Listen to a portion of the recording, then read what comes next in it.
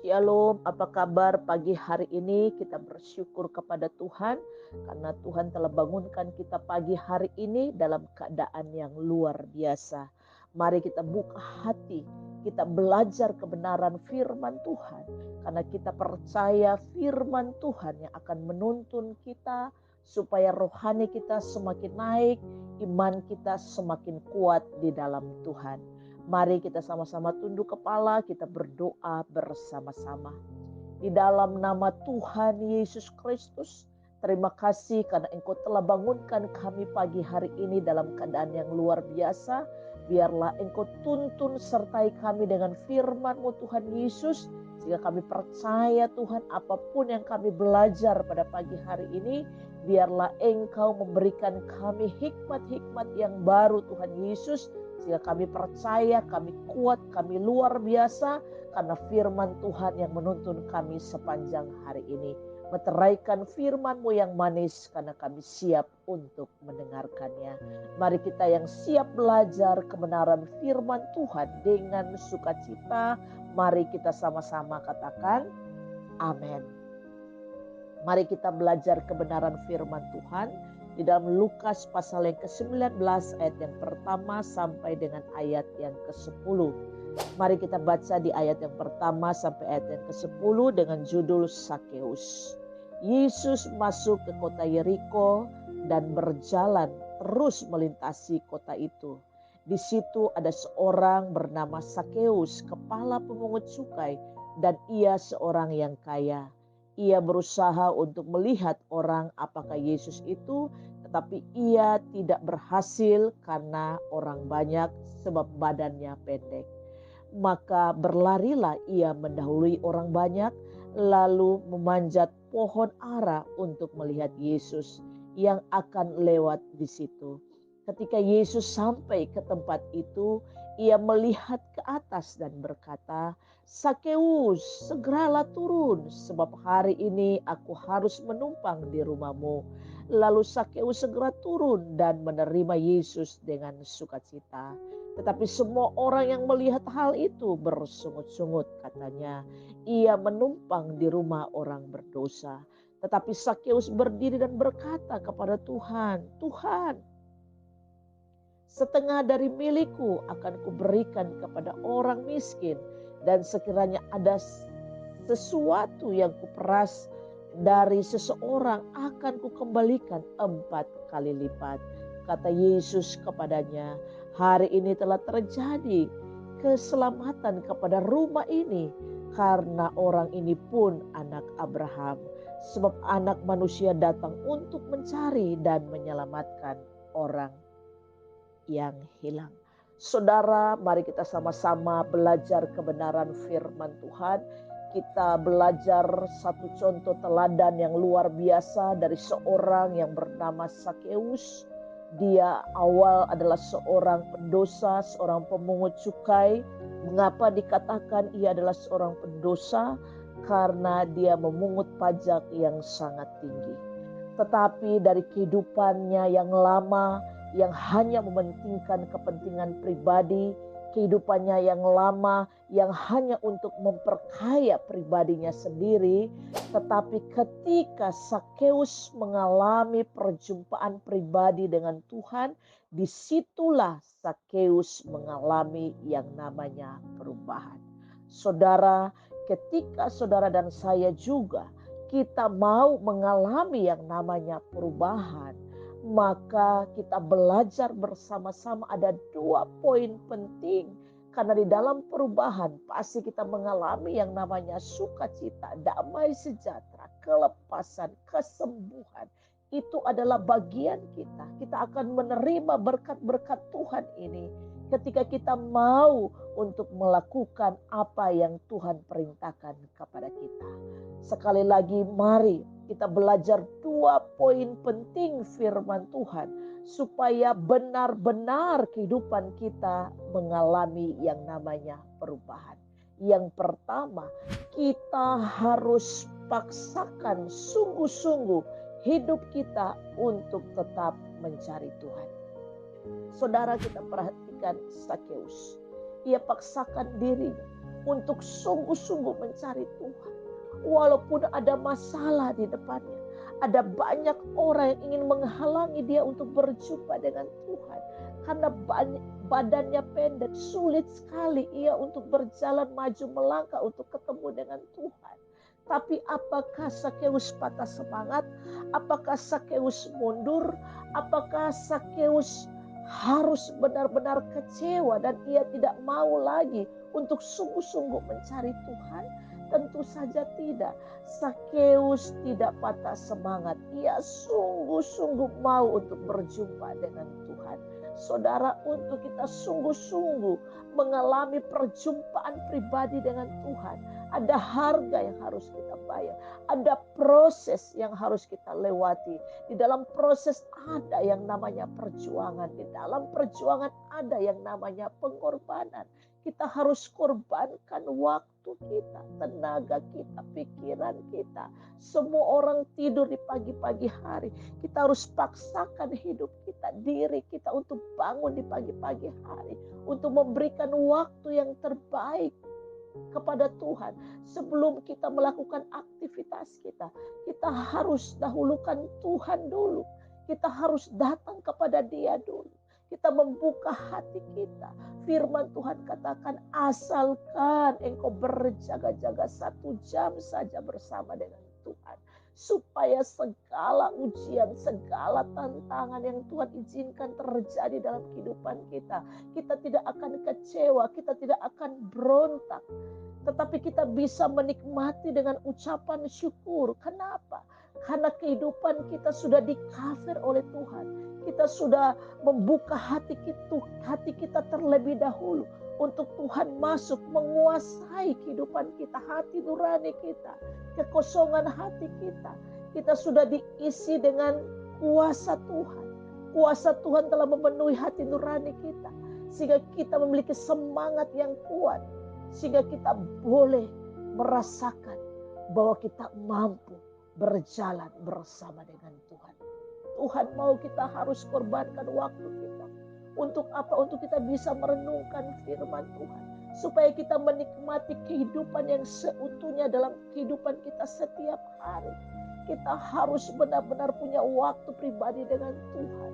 Kita harus punya waktu untuk mendengarkan suara Tuhan. Kita harus selalu melekat dengan Tuhan. Sehingga sukacita, damai sejahtera, kelegaan, kemenangan, kesembuhan itu adalah bagian kita dalam kehidupan kita setiap hari. Karena kita mau paksakan diri kita untuk sungguh-sungguh terus mencari Tuhan. Saudara, kita perhatikan Sakeus. Ia mau korbankan bukan tenaganya saja, tapi pikirannya. Ia berpikir bagaimana caranya. Walaupun masalah ada di depannya, di tengah-tengahnya, di belakang dia, di kiri kanan dia. Ada persoalan, ada banyak orang yang menghimpitnya sehingga ia sulit sekali untuk mau maju berjumpa dengan Tuhan.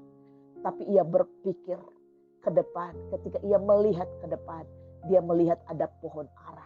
Di situ ia langsung berlari dengan satu keyakinan. Ia percaya dengan iman yang teguh bahwa Tuhan Yesus pasti berjalan di situ. Lalu ia naik segera di atas pohon. Ketika Tuhan Yesus datang, maka Tuhan Yesus melihat Sakeus berada di atas pohon. Saudara, ini adalah salah satu tindakan iman yang luar biasa. Kalau kita mau kehidupan kita mengalami perubahan, ingat, kita harus paksakan diri kita sungguh-sungguh untuk tetap mencari Tuhan. Poin yang kedua, bagaimana caranya supaya kita mengalami yang namanya perubahan bersama dengan Tuhan di dalam kehidupan kita. Poin yang kedua, yaitu kita harus paksakan diri kita untuk apa? Meresponi akan panggilan Tuhan. Saudara, ketika Sakeus di atas pohon, Tuhan Yesus melintasi di situ. Tuhan Yesus melihat ke atas dan dia katakan, Sakeus, turunlah. Hari ini aku akan menumpang di rumahmu.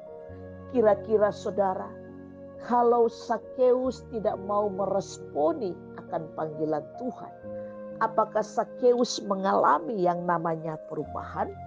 Tentu saja tidak. Tetapi karena Sakeus mau meresponi akan panggilan Tuhan.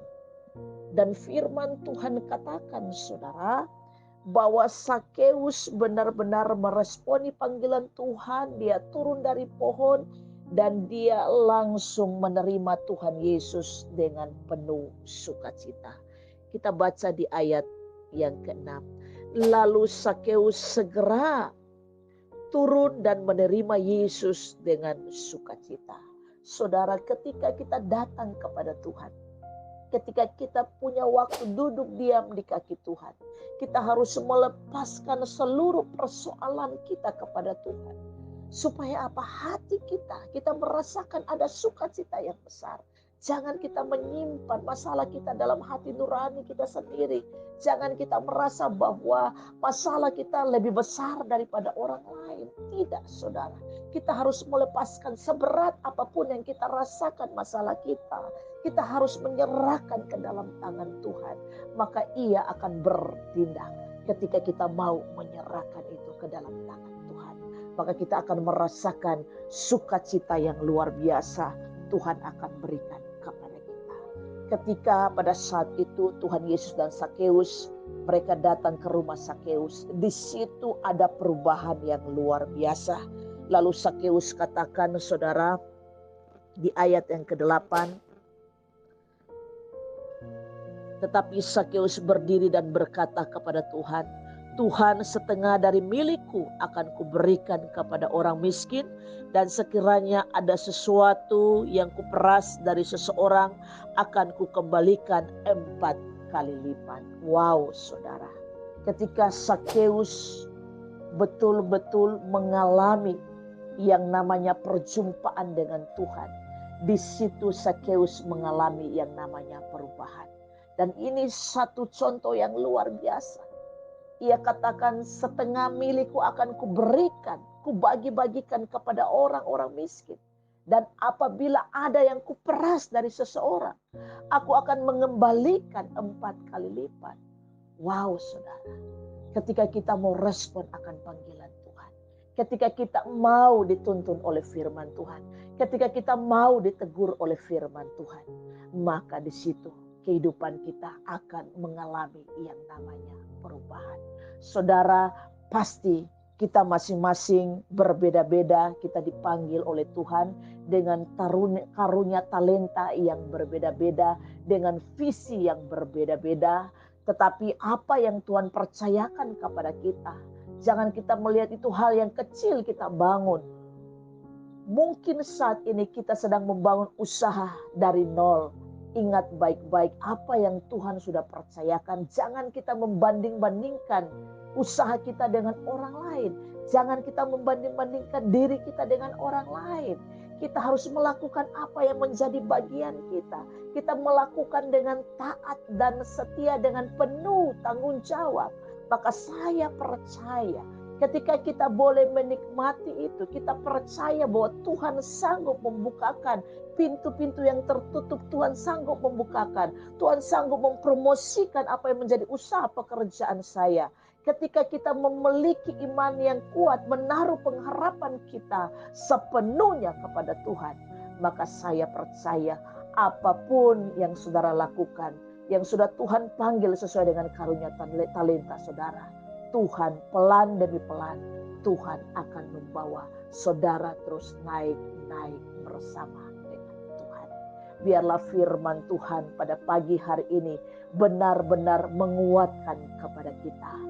Yaitu bagaimana caranya supaya benar-benar kita mengalami yang namanya perubahan di dalam kehidupan kita setiap hari. Maka yang pertama, mari paksakan diri kita untuk selalu mencari Tuhan. Dan yang kedua, mari paksakan hidup kita untuk selalu meresponi akan panggilan Tuhan. Apa yang Tuhan perintahkan kepada kita, kita mau taat untuk melakukan. Tuhan tidak minta apa-apa dari kehidupan kita. Apa yang Ia perintahkan, apa yang Ia taruhkan kepada kita hari ini, lakukan dengan taat dan setia. Saya percaya orang yang mau respon akan panggilan Tuhan, orang yang mau berjalan dengan ketaatan, perjalanannya Tuhan akan buat berhasil. Dalam nama Tuhan Yesus. Mari biarlah firman Tuhan pada pagi hari ini benar-benar menguatkan kita dan benar-benar menuntun kehidupan kita, perjalanan kita sepanjang hari ini, sehingga setiap hari benar-benar kita selalu diisi oleh firman Tuhan, dan firman Tuhan akan selalu menuntun dan memberkati kehidupan kita. Mari kita berdoa. Bapa di sorga, di dalam nama Tuhan Yesus, terima kasih buat firman-Mu yang luar biasa. Kami telah belajar pada pagi hari ini. Sekali lagi meteraikan firman-Mu terhadap kehidupan kami, sehingga kami boleh berjalan sepanjang hari ini benar-benar dalam tuntunan firman-Mu yang hidup. Hamba berdoa untuk setiap anak-anak-Mu Tuhan Yesus, perjalanan mereka berangkat bekerja atau usaha, sertai anak-anak-Mu, remaut, kecelakaan, sakit, penyakit, terkapar di rumah sakit. Hamba tolak, hancurkan dalam nama Yesus. Biarlah perjalanan anak-anak-Mu Engkau buat berhasil dalam satu hari ini. Biarlah ibu-ibu rumah tangga, hamba berdoa yang ada di rumah masing-masing. Biarlah Engkau sertai apapun yang dikerjakan kedua tangan, biarlah Engkau buat berhasil. Berikan roh kesabaran, kekuatan yang ilahi Engkau limpahkan dalam nama Yesus, sehingga ibu-ibu memiliki hati yang penuh dengan sukacita karena firman Tuhan menyertai anak-anak-Mu Bapa. Bapa di sorga, ya Tuhan Yesus, hamba juga berdoa buat setiap anak-anak muda. Mereka berangkat mungkin ke kuliah, mereka berangkat ke sekolah. Tuhan sertai, berkati, jaga pergaulan masa muda mereka. Yang baik Engkau bawa masuk, yang tidak baik Kau tolak, hancurkan dalam nama Yesus. Sehingga pergaulan anak-anak kami, anak-anak muda Tuhan Yesus, benar-benar Tuhan Yesus tumbuh menjadi anak-anak yang takut akan Engkau dan selalu menghormati kedua orang tua mereka. Dalam nama Tuhan Yesus Kristus, hamba menyerahkan Tuhan Yesus. Biarlah hari ini Tuhan, anak-anak-Mu yang sakit Engkau jamah, sembuhkan dalam nama Yesus. Yang lemah Engkau kuatkan dalam nama Yesus. Yang terikat Engkau lepaskan dalam nama Yesus. Biarlah hamba berdoa juga buat KOM selalu diberkati oleh Engkau. Biarlah KOM selalu disertai oleh Engkau. Seluruh program yang berjalan, biarlah Engkau Tuhan Yesus, terus Tuhan Yesus berjalan bersama dengan anak-anak-Mu Bapa, sehingga banyak tuaian jiwa-jiwa, semua untuk kemuliaan nama-Mu Bapa. Terima kasih Tuhan Yesus Kristus buat pagi yang dahsyat dan luar biasa ini Bapa.